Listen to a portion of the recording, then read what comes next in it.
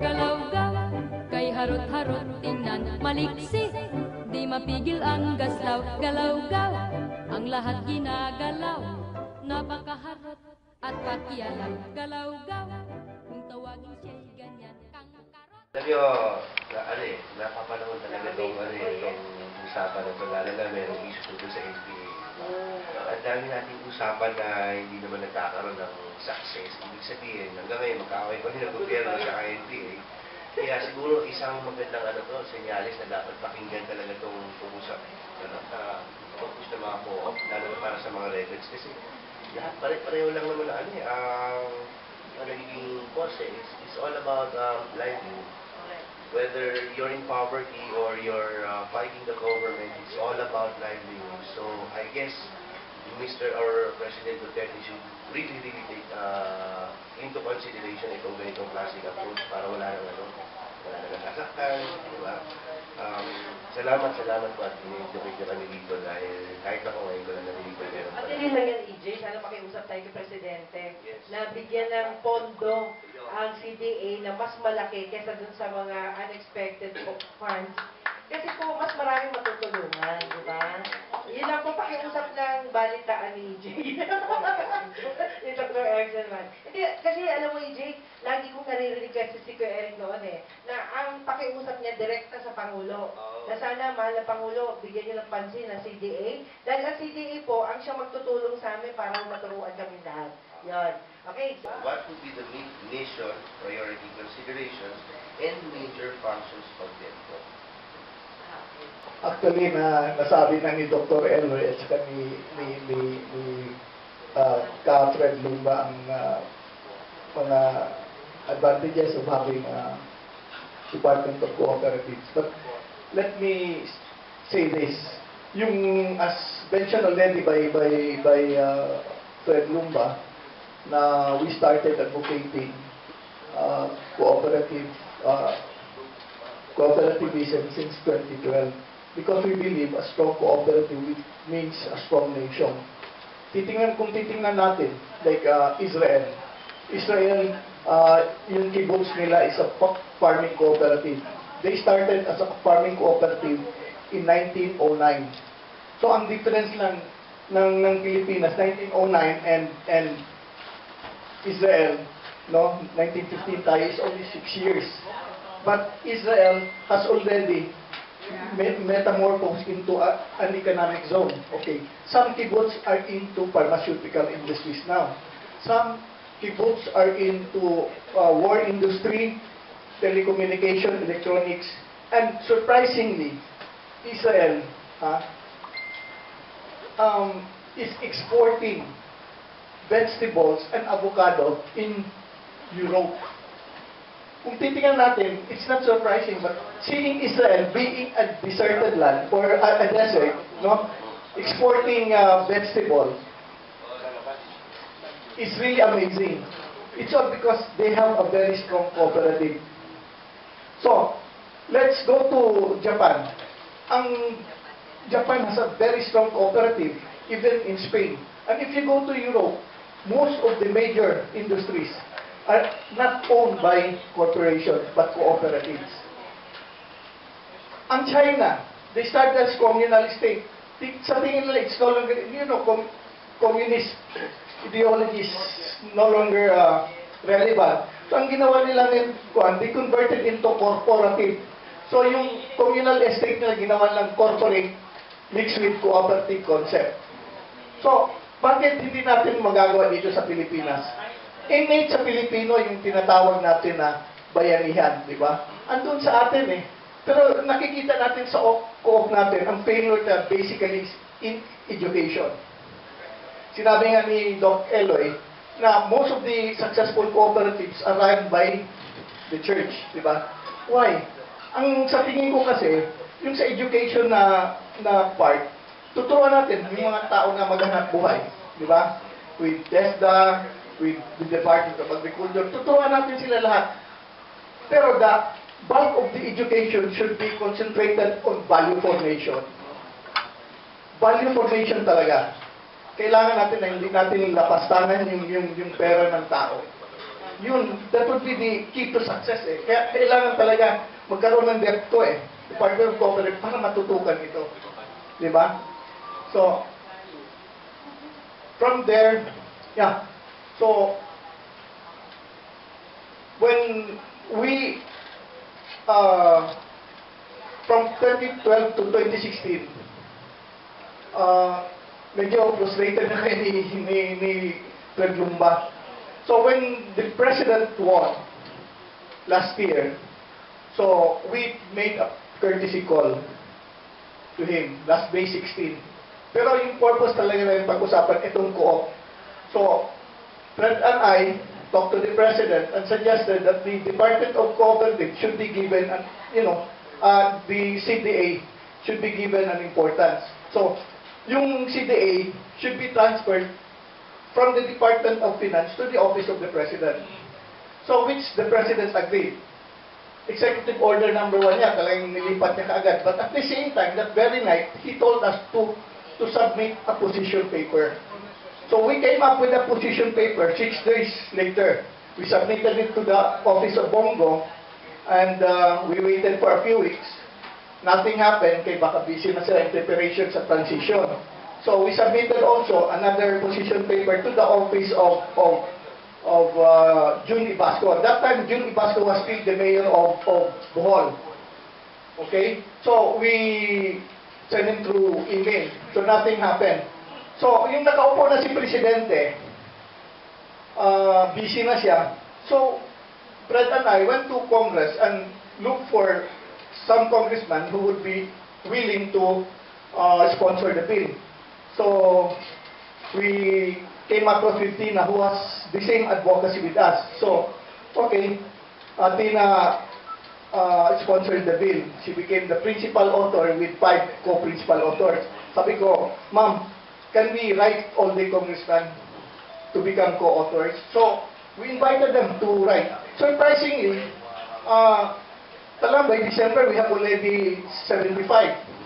No? We filed the bill October 24. Then we talked to people in Malacanang sa CABSEC because it's under CABSEC already. And less than a month, they called a national consultation meeting to all stakeholders sa cooperative. And everybody agreed that there is a need for the creation of the Department of Cooperative. Yung CDA chairman, si Rabanera, he also endorsed the House bill. So after that, hindi kami makakuha ng para committee hearing because it was under the reorg. That time si Congresswoman Abad was really sickly na eh. Most of the time wala siya. Then she had an operation. Until such time, February, March na, we were able to talk to the vice chairman of the reorg. And he said, sige, i-schedule natin. So we had committee hearing. Now, surprisingly, dumating na yung March, 100 plus na. Ngayon to date, we have 202 congressmen. Kinumpute namin, 202 congressmen who signed as co-author and 6 co-principal authors. Kinumpute namin, yung constituency nila, umabot na ng 87 million katao yun. So, it's really overwhelming now. Now, during the committee hearing, CDA chairman was ordered to submit documents. So, when he said yes, then after a month, wala pa silang sinasubmit. So, I went to call him up. He told me he's in Europe. Next na naman, he was in Laos. Now, he's in... So, sabi ko, all you have to do, you don't have to see me personally, but as usual, we used to send it through email. So, wala siyang dahil hindi pa daw tapos. Only to find out, a month later, sila Dr. that after we had a meeting sa Malacanang last November 20, CDA Chairman Rabanera called for a forum sa CDA to come up with the position paper on the creation of the Department of Cooperative. So they came up with a structure, personnel, budget, everything is complete already. So the CDA chairman has been lying to his team all this time. Kasi parang lately na ano namin yung mga ibang congressman na sabi bakit nag-ibang posisyon ng CDA ngayon. So this guy has been backstabbing us all the time. So when we had our press conference in Cagayan de Oro, the guy is from Cagayan de Oro eh. Siguro Ray, sabi nila, yung chairman ng CDA, takot lang siya mawawala ng trabaho. In all honesty, he was only appointed 2015. So that means yung ano niya, yung tenure niya will be in 2021. I think that's the very reason bakit he suddenly turned around. Now before that, we already talked to Senator Subiri. We had a meeting already with Congressman Plaza. And he said he's willing to sponsor sa upper chamber for the bill. He's willing to sponsor. Now, yung may ano niya, this guy, Rabanera, like again, dito sa ano niya, sinabi niya na, sinabi niya dito na Senator Subiri also filed the bill on the amendment of 6939. So meaning, parang sinasabi niya na ang position ni Senator Subiri from creation of the Department of Cooperative, strengthening na lang. You know, borrowing the words of the Senator, kahit ganong i-strengthen natin ito, wala tayong mangyayari. Inutil yan. Useless yan sige. Ang daming problema. So, in-state, we talked to Subiri the other day, and it's not true that he filed this bill. So, eto na. Talagang hinaharang na niya eh. So, sa akin naman, I'm asking the President, if the CDA chairman is not with the President, what the hell? He has to stay there. Di ba? He's backstabbing the President also. And he's backstabbing this country. Practically. Ito ang kagustuhan ng kwan eh. That's why we're asking now, through you, to help us, dahil para ito sa lahat eh. Para sa lahat. So we're asking now the President, kasi medyo nahirapan kami after kasi yung handler namin sa CABSEC before, ito yung isa sa unang pinatanggal ni Presidente. So thereafter, nahirapan na kami mag-access doon sa sa CABSEC. Ang words, sina CDA Administrator Castillo at saka si yung Mercedes Castillo also, nahirapan na sila mag-access kay CABSEC. But the chairman, si Rabanera, has the access to CABSEC. So, talagang marami siyang sinasabi. Even the congressman, sinasabi ako, talagang grabe itong kwan nyo, yung sinasabi ni well, okay, yung simple lang I'm not an expert talaga sa co-op, but God assigned me to this as well as ito yung ang problema kasi there is right sizing. I think this is timely. Yung right sizing bill ni Carlo. Ang right sizing bill, ang definition in my own understanding is tatanggalin natin yung yung mga useless. Pero it doesn't mean that the government will have no na maglalagay ng bago, which is we believe is necessary. So yan ang right sizing. Now, we have a budget now of 755 million for CDA. Sayang nga yan, nagtatapon tayo multi-100 million pero useless. What we need is lalagyan natin ng additional na tao from 600 to 1,000. Ibababa natin talaga sa ground. So ang kailangan lang natin another 300 million for the personal kumpleto na. Operation, a total of 2.1 billion. So bakit swak tayo sa right sizing? I-minus mo yung 755 million to 2.1 billion. So ang kulang natin is 1,345 million. Yun, kulang natin. Saan natin kukunin ito? Kagandahan nito, unlike the Department of Fisheries na propose and Department of una, income generating itong department na ito mag-generate ito ng economic activity. Pangalawa, we know where to get the fund. O, kung it's a simple realignment eh. Realignment. Every year, palaki ng palaki yung tinatawag ng assistance to cooperative. Ngayon, 10 billion yan. No? Saan yung pera nilalagay? Niluloklok nila sa DA in the form of assistance to co-op, sa Department of Education, Department of Agrarian Reform, Department of Transportation. So, etong kuan, these major departments don't have business in dealing with cooperatives. So, in reality, alam mo, sa totoo lang, prangkahan na to, gatasan lang, they have perfected the art of stealing money. Okay, I'll tell you what, yung umupo si Manny Piñol as secretary, nakita ni Manny ang daming mga equipments para sa farmers, more than 100 million equipments, tinambak lang. Yun lang, ang kwan doon, yung sa baba na mga regional director, bili sila ng bili. They don't care what happened to the money. In other words, yung accountability ng mga assistants, every year yan, in and out, year in and year out, walang accountability. Ninanako lang yan. Sayang ang pera. Now, with 10 billion, minus 1.345 billion, di ba? Sobra pa. We will be saving 8 billion, 655 million. Di ba? Oh. Now, isa pa. Yung program ng 4Ps, we started with 5 billion. It became 39 billion. I was about to say that, yung 4Ps, tama ka dyan. Sige po, Opo. sige po. Naging 44.5 billion, then naging 70, 76, now 90 billion.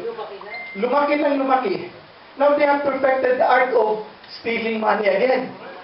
Look, yung sa bagong case ngayon sa Marawi, di ba? The guy was able to, yung beneficiaries ng Marawi, 4.4 million yung beneficiaries. He was able to get 341 million. Di ba? Dapat ipakulong ang tao na to. Saan galing yung recipient niyan? Ang tao sa Marawi, ilan lang? 200,000. Bakit tumabot ng 4 million? Yung mga ganun, marami pa, even different regions. Now, kung i-ano natin itong Department of Cooperative, I don't believe in medicancy. I believe in teaching people how to fish. We don't have to give their fish. Very clear yan sa Bible eh. So, yun lang sa akin. So, this country can save a lot. Ang hirap na natin, bayad ng buwis, ninanakaw lang na ninanakaw. So, prangkahan lang ito, ninanakaw lang, Mr. President, yung pera dyan, ninanakaw lang. Yung sa 4Ps, even sa assistance ng kuwan, sa cooperative. It's high time. As you wish, you told us to do this, we work on this, ayokong magiging pasaway sa'yo. When you ordered me to do this, I want to deliver this na nandyan na. Mr. President, I have done my part, we have done my part, Fred and I did our part already. It's time for you to activate. Kayo po ang nautos sa amin. We have already 202 congressmen with a constituency of 87 million who signed as co-author and plus 6 principal authors. We are expecting another 35 congressmen to submit next week their co-authorship. Thank you so much. Ang House Bill 4174 as priority bill of the President. Makakatulong po sa atin si Kuya Camilo at si Kuya Ado Paglinawan. Sila po ay nasa Radyo Pilipinas. Na kung tingin mo, alam niyo, pag ganito kasing magagandang balita, kailangan idulog natin sa Presidente ng diretso. Kasi pag marami mong dinadaanan, nagiging iba ang kwento. Para din mo yan chismis. Pag dumaan sa maraming tao, iba na yung kwento.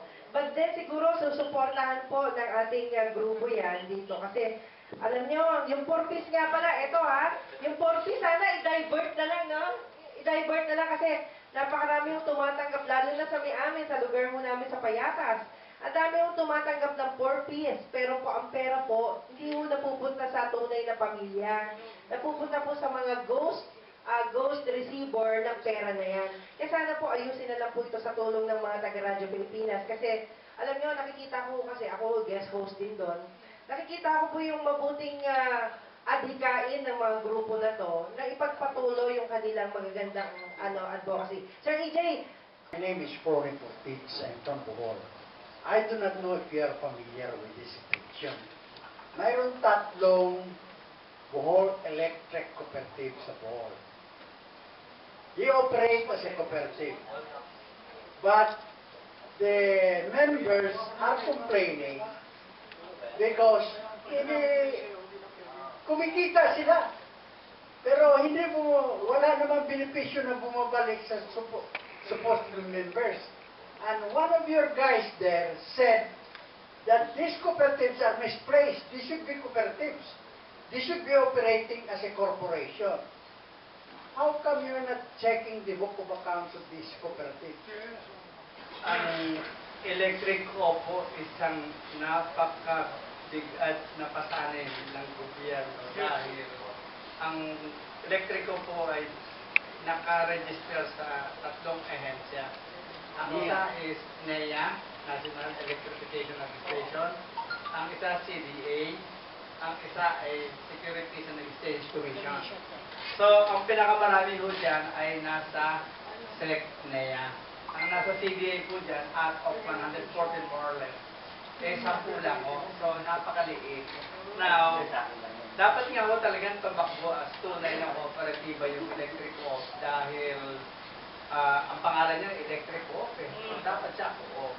Now, dalawa po yung batas na nagpapairal ng electrification program ng Philippines at yung registration ng co-op. So, meron po tayong CDA law, yung code, and then meron tayong law, yung bagong pinas na electric co-op.